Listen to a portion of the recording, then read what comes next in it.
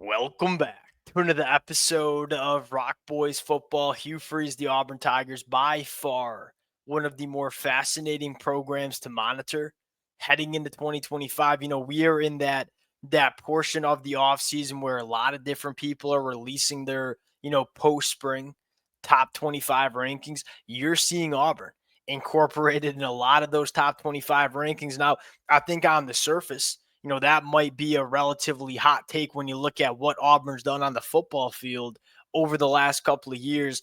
I think the Auburn fans understand this. This is something I certainly am buying stock in, and that is, look, on paper, the roster that we're about to go through, it's a top 25 roster in all of college football. In fact, I would go as far to say it's one of the more talented rosters that you see in the SEC going into the 2025 year.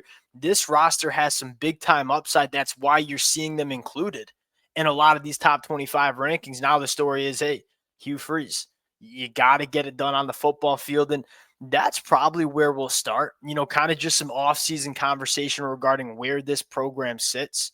Would love to hear from the Auburn fans for this one.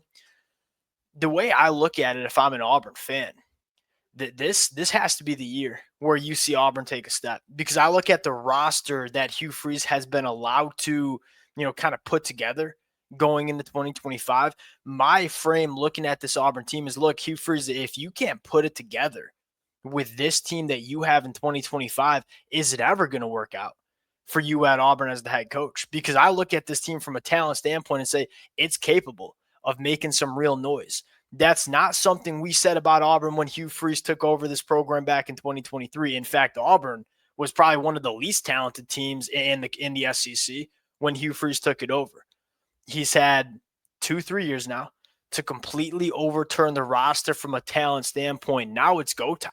Like, now it's time to put this thing together and start competing at the highest level of the SEC. And, if you're an Auburn fan, I think that you have the roster to do so in 2025, and that's what makes this football team so exciting.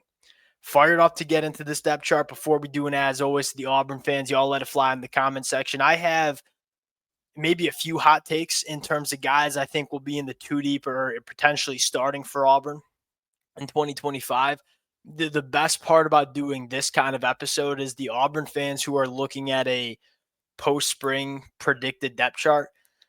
Y'all probably got some takes too. Let it fly in the comment section. Appreciate you guys rocking with it. If y'all do enjoy the content, consider subscribing to the channel. Without further ado, let's get into it. Now, look, it's, to me, starts and stops with the quarterback position. Like, what does the quarterback play look like for Auburn in 2025? Now, the good thing for Auburn fans is you got two very talented five-star quarterbacks in this room that is surrounded by what you could say is one of, if not the most talented wide receiver rooms you see in the country. I look at Jackson Arnold, and look, I get a lot of people's skepticism around Jackson Arnold. It was not pretty for him in the 2024 year. This kid can still play. If you need a reminder, go back to the high school film of this kid in the state of Texas. He is one of the more talented quarterbacks that you see in the country. Now just has to put it together at the collegiate ranks. And I think if I were to 30-second elevator pitch on why I think Jackson Arnold can have success in 2025 with Auburn, he's just in a much better situation. And you go back to that Oklahoma team in 2024, offensive line was brutal, could not run the football, couldn't pass protect. Your whole wide receiver room got hurt. I mean, at the end of the year, they were throwing to true freshman walk-ons at the wide receiver position, along with, miserable offensive coordinator and Seth Luttrell. I don't know of many quarterbacks in the country that would have made it work at the quarterback position for Oklahoma in 2024. And so, yes, it was not perfect from Jackson Arnold. I am not expunging Jackson Arnold from some, poor play in the 2024 year, but I am saying that what's this kid going to look like when he is surrounded by, legitimate weapons across the board for Auburn going into 2025? There's reason to believe the light bulb comes on for Jackson Arnold. The running back room, I don't think will be the engine of the offense like at times it was last year with Jarquez Hunter. And I don't see a running back in this room that I think is Jarquez Hunter caliber but it's not going to be a bad running back room. It's just, hey, this offense is going to go through the wide receiver room, which you look at and say here's the thing with this Auburn wide receiver room that fires me up a little bit. Most notably, it's not only really talented. I mean, you look at Cam Coleman, he's going to be a first-round NFL draft pick in a year and a half, or 2 years, I should say. Eric Singleton, probably going to be a top 50 pick in a year in the NFL draft. We know what Malcolm Simmons is. We're fired up about what Perry Thompson is going into year 2. Sam Turner making noise. Horatio Fields from Wake Forest. Like, it's got multiple really talented wide receivers. All that to be said, what I love most about this wide receiver room is not just the raw names and talent that you have. It's the diversity of skill sets that you have. Like, you look at Cam Coleman and say there ain't many better big body vertical wide receivers in the country than Cam Coleman going into 2025. You look at Eric Singleton and say there's not many more complete wide receivers in the country going into 2025 in terms of Eric Singleton yards after the catch, Eric Singleton intermediate route running, in terms of Eric Singleton burners working vertically down the field. That kid can do it all. And then Malcolm Simmons, electric with the football in his hands, not to mention Perry Thompson, probably going to be a difference maker as well.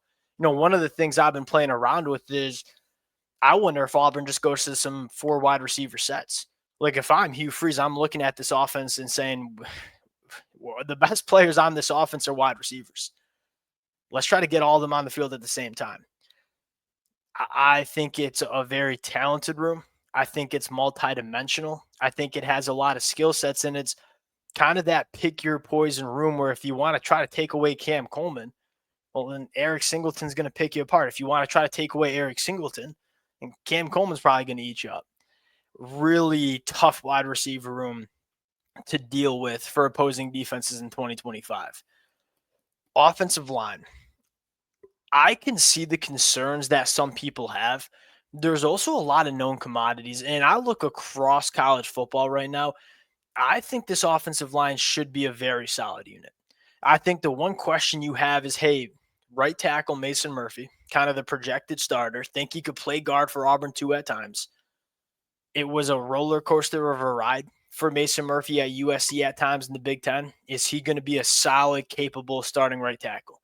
If you get that, like, I'm a huge fan of Xavier Chaplin. Like, and a healthy Xavier Chaplin, I think, can be a very good left tackle for Auburn.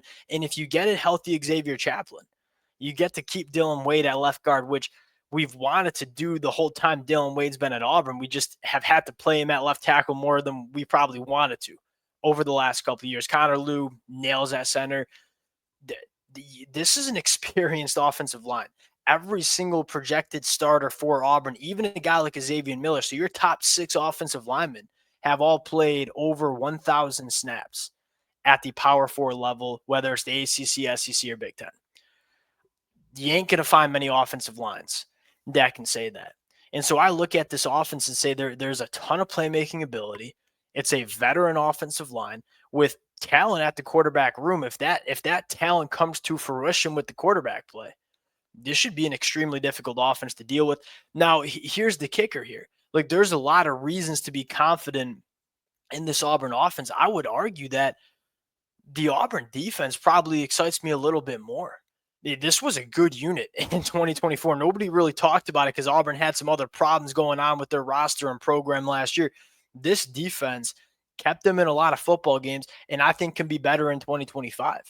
It starts with a defensive line that what excites me about the defensive line is you have, some known commodities, but you have immense upside with a couple of these guys. Keldrick Falk would not surprise me if he's a top 15 pick in the NFL draft in 12 months. Amaris Williams, the Auburn fans who've been rocking with the fellas, y'all know how I feel about Amaris Williams. Kieran Crawford played very good football for Auburn. I think the bigger question mark that we had with Auburn pre-spring practice was, are we deep enough in the middle of the defensive line? Well, you go out and add Jay Hardy and James Ash post-spring. Makes you feel better about the 2 and 3 deep. Malik Autry and Jordan Crawford, like they sound like they're going to play for Auburn as well. So we went from having a really questionable 3 deep in the middle of that defensive line to having probably pretty solid, adequate depth in the SEC with some really high upside potential in guys like Malik Blockton and Amaris Williams and Keldrick Falk. This defensive line, which was very good last year, stopping the run and getting after the passer, should be a solid unit for Auburn in 2025 as well. And you look at the linebacker room. I think the Caleb Wheatland get in the spring portal was big because the concern with our with us with Auburn's linebacker room was not the athletic profiles, not the talent that you had. It was the experience. Like we didn't really have a guy that's played significant football at the Power 4 level in that room going into spring practice. Well, Caleb Wheatland is kind of that steady Eddie, experienced off-ball linebacker. And then Demarcus Riddick, I think one of the bigger storylines for Auburn in general on defense is what do you get from that kid going into 2025? Flashed a little bit as a freshman. Does he put it together and play like an all-SEC linebacker, which is certainly a possibility? If you get that, you feel good about the off-ball linebacker. And then the secondary should be very solid. Jay Crawford going into year 2, only getting better. We know Kane Lee's solid. You're bringing Rayon Strader from Miami of Ohio. That's one of the more coveted cornerbacks that we saw in the portal going back to the winter. 2 really good safeties in Sylvester Smith and Caleb Harris with a couple intriguing true freshmen in Anquan Fagans and Eric Winters. You can tell, and this is kind of how we'll sum up this episode, you can tell that Hugh Freeze has had a monster last 24 months in terms of talent acquisition. Recruiting the high school ranks, using the portal. They've been very good at both over the last 24 months. This is the year where you look at this roster and say, you got the high upside, you got the talent. I think you're also a deep enough team. You don't have glaring holes going into 2025 like you did last year. This is a team that can do some damage. And quite frankly, this is a massive year for Hugh Freeze because, again, kind of how we started this thing. If you can't put it together with the roster we see on paper right now, is it ever going to come together for Hugh Freeze and Auburn? This is the 2025 years where you pay off all the work you've done on the recruiting trail. We'll see if they can get that done. Appreciate you guys rocking with it. If y'all do enjoy the content, consider subscribing to the channel. Appreciate you guys, and we'll talk to y'all later. Peace.